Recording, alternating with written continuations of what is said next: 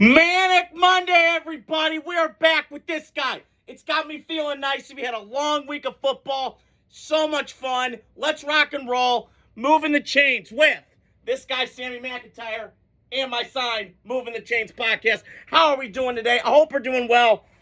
Not as good as the Ravens. I'm sorry Max Lawson is just looking like a lost season brother. I apologize. Not as good as Aaron Rodgers looking right now. Yeah, I'm recording this right now. We have the doubleheader tonight.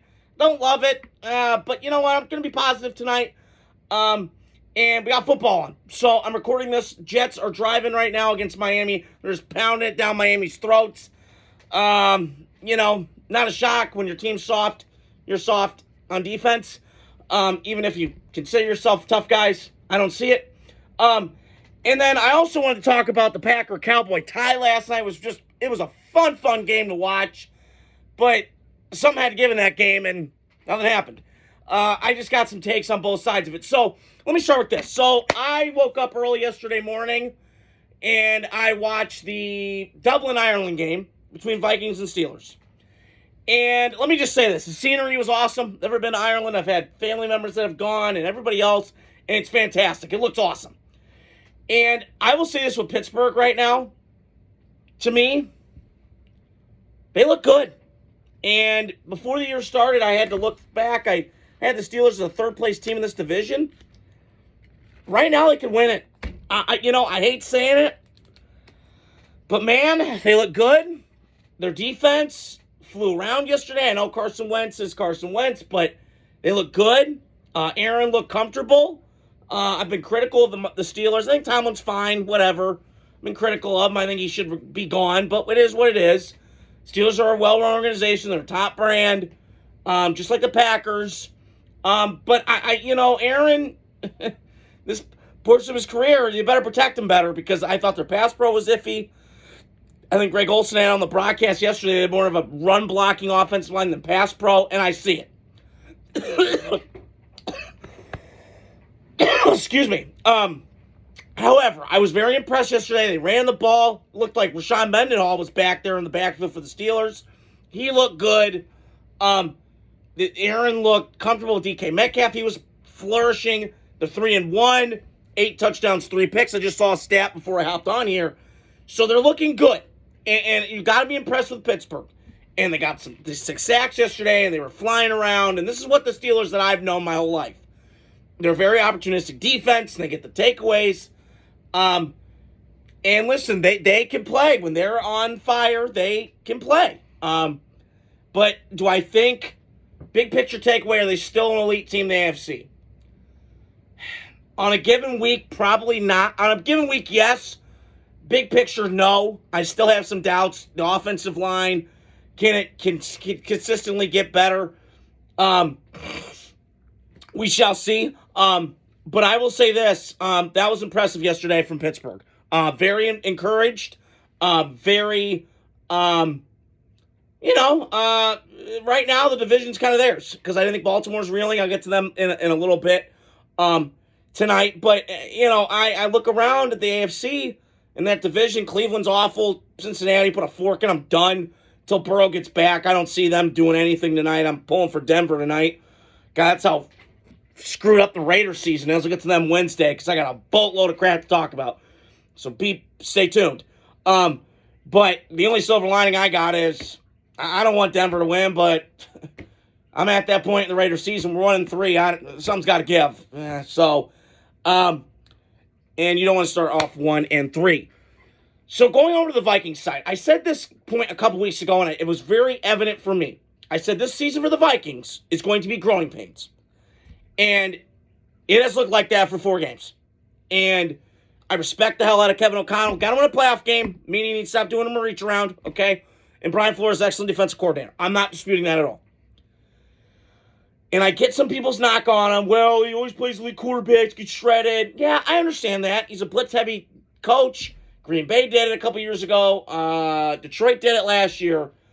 But this guy knows what he's doing. He's really smart. They have good players. That's a good roster. Very, very good roster. I think the GM there has been an excellent job. They got duped, man. And early on in that game, I went, first play of the game, they got a sack. The big guy sacked Aaron Rodgers. I went, whoa, okay, there's something there.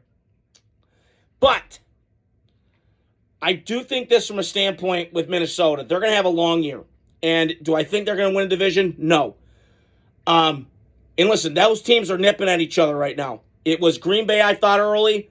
Chicago's won 2 straight. I hate saying it. I got a bunch of DMs yesterday. Thank you. Yep, you guys won. You blocked the field goal. Congrats. Not going to take anything away from it. As much as it pains me. Detroit looks good. Mike Kesnick knows that better than anybody. And then I got Minnesota, who's kind of right there. So it's going to be a growing pain year for Minnesota.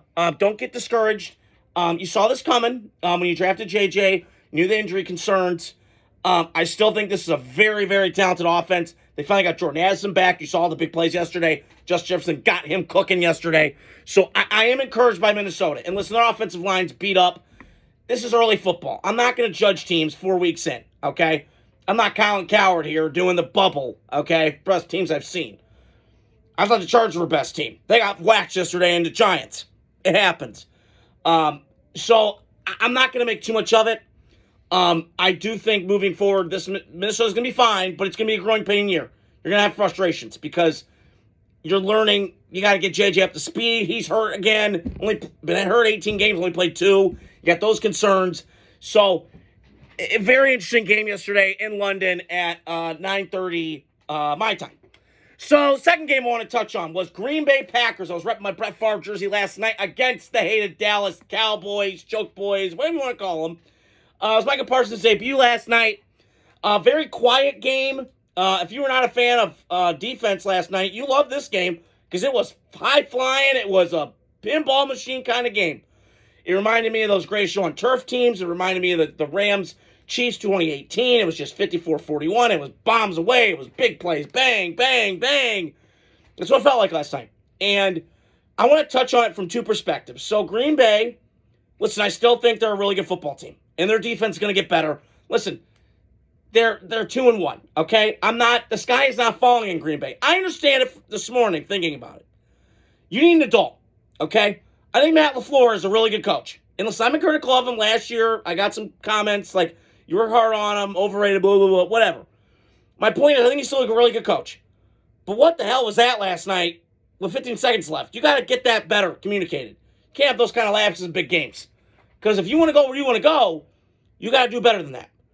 And defensively, listen, they are still very good. And I love their defense. I love their personnel. I love the guys they have. However, I do worry, though. And listen, this receiving core for Green Bay is going to get everybody back. You're going to get Christian Watson back. You're going to get Jordan Reed back. You're going to get dudes back. You think Romeo Doubs was a problem last night? Wait till you get Christian Watson, his speed, down the field, if he can catch the ball better and stay healthy. And Jordan Reed, his little gadget beep shit. Watch out, because I've seen this movie with Green Bay. They can fly, and they got dudes galore, okay? But they got to get better on defense, because you cannot win a playoff game. You got no chance in snowball's hell of winning a playoff game with that defense giving up 40. Now, give credit to credit was due. Dallas did a lot of good things last night. But I again, still not trying to hyperbolic, but that was a good win last night. Or a tie game between 2 iconic brands last night. It just was so cool. You know, I'm reading the list, and it was like all the 10 Hall of Famers, and you got Curly Lambeau, and Mike Holmgren, and Mike McCarthy, and he coached both sides, and you had Brett Favre, Aaron Rodgers, Zach Martin. I mean, I can go on and on. You got Hall of Famers galore, the triplets, Jimmy Johnson, Mike Holmgren I just mentioned. So you have a lot of stock in this. And so I touched on Green Bay, and take away from Green Bay, they're going to be okay. They got a long way to go. I'm impressed with them. I still think Jordan Love's really good. I like Matt LaFleur. They got a really good backfield. Tight end's excellent. They got everything you want on offense. Their defense got pass rushers, got linebackers that can fly around. They're going to be okay. I don't think they're going to face, and until Detroit, okay, they got some problems. They got to guard better on the back end. But they'll get this pass rush back up again, and I do think they'll be okay. The sky's not falling. We can go 6-1 in the next couple games. It's pretty bad teams we've got coming up, including Carolina. I'd have to look at the schedule, but I believe it's coming up of that level.